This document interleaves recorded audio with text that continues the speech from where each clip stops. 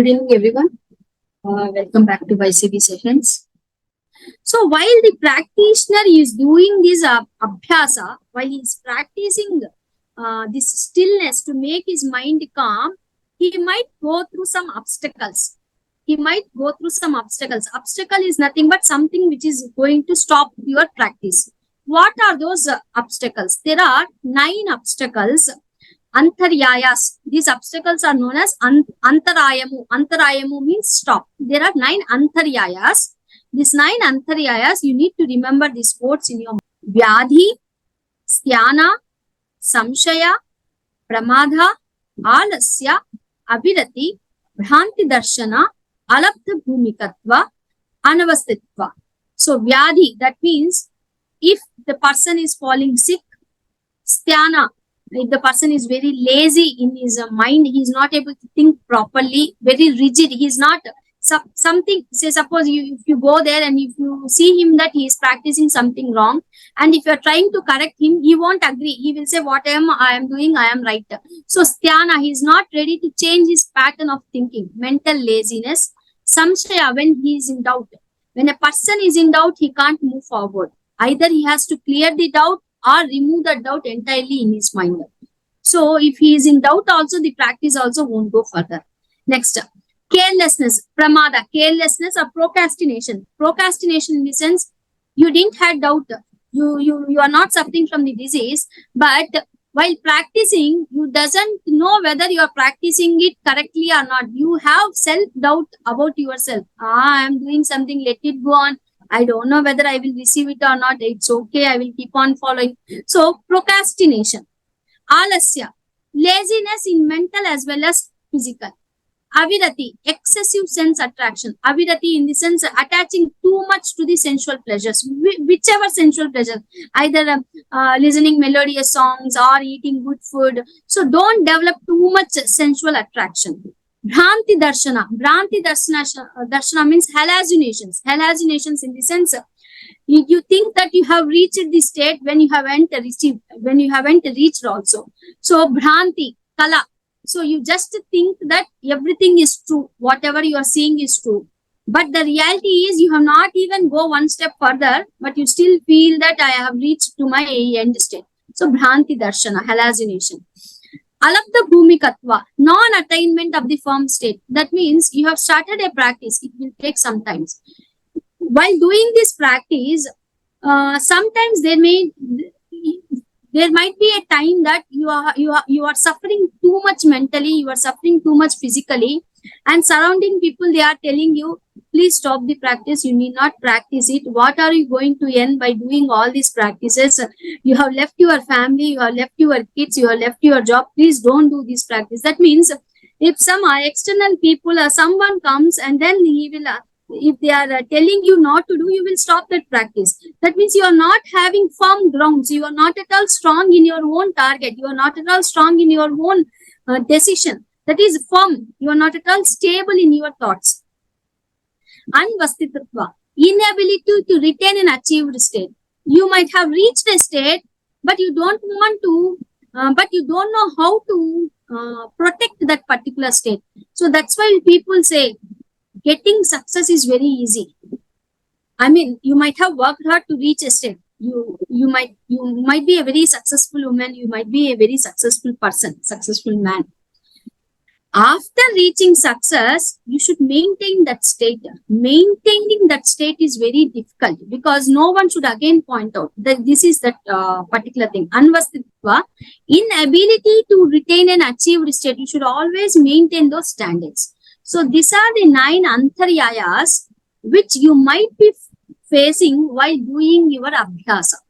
What is abhyasa you are doing? You have started practicing to make your mind still. You are removing all the vritti. Slowly you are removing your vrittis. While removing the vrittis, you might face all these 9 obstacles. These are known as 9 antaryayas. So please remember these 9 names. They might ask you in bits, and also 2 minutes you need to talk a subject, right? At that time, they might be asking you. Next comes Vikshepa Sahabhuvas. Vikshepa Sahabhuvas, the symptoms that accompany antaryas. So now we explained about obstacles. What are the obstacles you might be getting, and how this obstacle will be seen, or how do you identify that you are really going through an obstacle? How do you find out, okay, I am going through that practice, and how to identify if something is really happening, or what are the symptoms? So the symptoms are of this antaryayas are known as vikshepa sahabhuvas. What is mean by vikshepa sahabhuvas? Symptoms that accompany antaryayas. It could be four types. Dukha, pain and suffering. One of these things, the first one we say disease, right? So the first one was disease. In disease, your body will be suffering with pain. So that is dukha. Second one, daud manasya, depression. If something is wrong and your mind is not good, and if you are thinking too much, you might go through depression. That is known as daud manasya. Manas, your manas is not good. Daud, it is facing some dukha. That is known as daud manasya. That is mental thing. Dukha is physical thing. Second one is daud manasya. Angame jayatva. Sometimes you will feel very restful, restlessness. At that time also, it is a symptom that some obstacle is coming. Fourth one, shwasa prashwasa. That is irregular breathing. There won't be uniform breathing. Either you will be breathing too high or you will be breathing too low. There is no uniform pattern. So these are the four symptoms of antaryayas. Dukkha, daurmanasya, angame jayatva, shwasa prashwasa. Both are same. Swayam in the sense, these two words combine into one term, shwasa prashwasa. These four are known as vikshepa sahabhuvas. So how to overcome these antaryayas? First we said what is meant by chitta. Five states of chitta bhumis we discussed. Then we discussed about vrittis. What are the vrittis? Then from vrittis we found out that how to stop these vrittis with the help of abhyasa and vairagya. To do abhyasa, some things will be coming in the middle, that is known as antaryayas. And how to identify antaryayas with the help of vikshepa sahabhuvas. And how to overcome these antaryayas? These are symptoms of antaryayas. How to overcome this? Ekatattva abhyasa.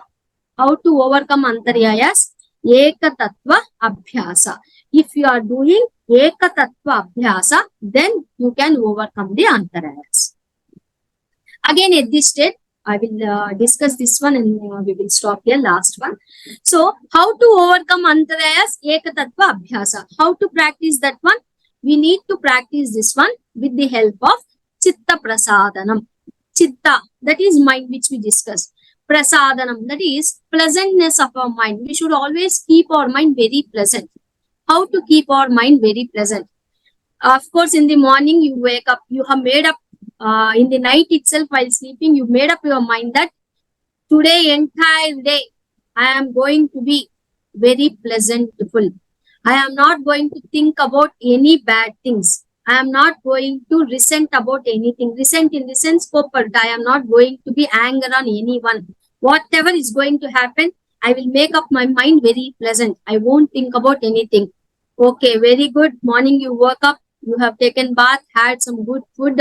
You were walking on the road, your school was just a little bit away, and suddenly one car was coming from the opposite side, and that car, it did a sudden brake, and there was a gutter in that road. You were wearing a white shirt, that entire dirt came and fell off on your face as well as on your shirt. Your white shirt has become brown. At that time, your reaction will be like, you will start scolding that person. You start scolding that particular person, that why he has do you have eyes or not? How can you take the car in this way, this speed, etc., etc., etc. So here, this kind of, so it will happen to each and every human being. So how to keep that mind pleasantful? He has given 4 ways. If you are in very happiness, so if you are seeing a person in front of you who is very happy, try to be friendly with that happy. Happy means surrounding every person, there will be many people. As a person, you might be surrounded, or you might be in a situation where different kinds of people will be there. If a person in front of you is very happy, be friend with him. Talk nicely with him. Find out his goodness. Find out why he is happy so much. You wish him You tell him that you can reach still more heights. You be so happy and express your happiness with him. Be very friendly. Whereas if you see a person in front of you, who is very sad, he is not having food to eat, he is feeling very pain because of something's happened in your home, something. If you see a person who is in a sorrow, you show compassion, karuna. You tell him that don't worry, always things will keep on changing. Please don't worry, my friend. If not today, tomorrow you will be in a very better position. Leave all the things to the God. Be happy. Don't worry about that one. Please have some good positive thoughts. Like that, you show some karuna on that particular person. And the other type of person is, if you see a person who is doing some virtuous deeds, that means he is doing some donation, or he is giving some food, annadana, then go and share his happiness with him. Tell him that you are such a very good person, you are doing such good things, it is really necessary in this world. You express that happiness. Muditam means a flower, but express the happiness. And apunya, if you see a person who is doing adharma, then indifference, don't look at him. You come out of, you please go on your way. Don't look at that person. He indifferent. You please don't concentrate that person. Don't show any friendliness. Don't show any compassion. So this is how our prasadanam, our chitta, our mind should be there. So if they ask you what are the 4 different ways a person can treat to another person, or how our mind could be, it could be 4 things: maitri, karuna, mudita, upeksha. Maitri, karuna, mudita, upeksha. These are the 4 ways which we can express our happiness and sorrow with the people surrounding others. So I will stop over here. Very important class for your practical and theory exam today. Yogaha chittavrutti nirodhaha, very important. 9 obstacles. Sahabhuvasa 4, chitta prasadana 4, yogaha chittavrutti nirodhaha.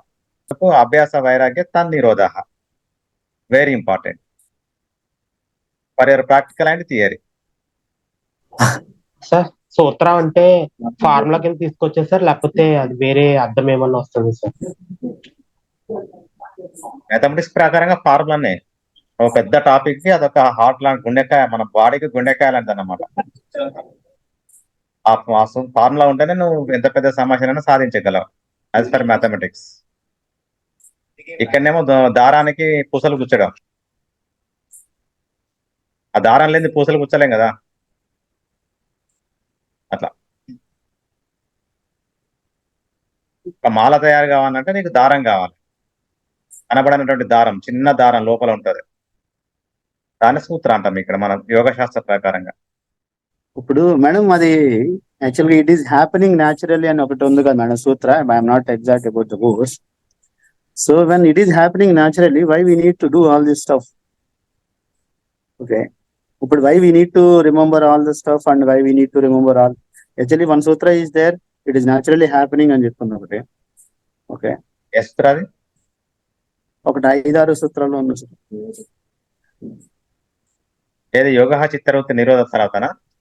తర్వాత ఉంది sir, ఆ తర్వాతే it is happening అని ఉంది naturally. తదాద్రష్ట స్వరూప అవస్థానమా? అవును అనుకోండి sir అది. ఇక్కడ ఏంటంటే యోగ శాస్త్ర ప్రకారంగా యోగ చిత్తవృత్తి నిరోధ అంటే యోగా ద్వారా మీలో ఉన్నటువంటి చిత్తంలోని వృత్తులను మీరు నిరోధిస్తే యోగ చిత్తవృత్తి నిరోధ. యోగం ద్వారా మీ చిత్తంలో ఉన్నటువంటి వృత్తులను నిరోధిస్తే ఇది ఒక టీ షేప్ రోడ్ అన్నమాట. Tea shape road. Tea shape లో మనము కింద బేస్ నుంచి వెళ్తే యోగ చిత్తవృత్తి నిరోధ. ఒకవేళ యోగ చిత్తవృత్తి నిరోధ జరిగింది అనుకోండి, లెఫ్ట్ సైడ్ పెద్ద హైవే ఉంటది, పెద్ద హైవే, స్మూత్, పూలు ఉంటాయి, తర్వాత చెట్లు ఉంటాయి, నీడ ఉంటుంది, స్మూత్ ఉంటుంది. ఎంత ఎంజాయ్ఫుల్ వే అంటే అంత ఎంజాయ్ఫుల్ వే అన్నమాట.